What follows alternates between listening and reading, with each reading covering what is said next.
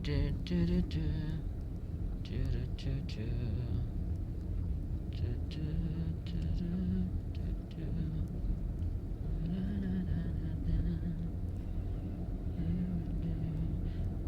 right turn dyan sir sa may poste na yan sir. Iwasan mo si guard sir. Gas ng konti.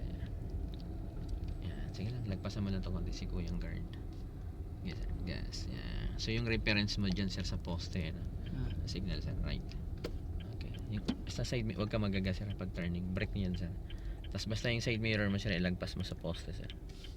Tapos sabay ikot. Yan, full turn sir. Sagad mo. Full turn. Yan. Brake, basta brake ka mo lang sir. Yan, kasi pababa eh. Yan, sige sir. Balik mo ng dalawa sir. Pa.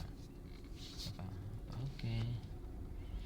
Yan yun yung pala tandaan mo sir pag liliko eh. Kagaya nun poste, di ba? Mas maganda sir pag liliko ka doon na poste, ilagpas mo talaga to ng konti. Kasi ang poste sir may kanal yan sa baba eh. Sa gilid.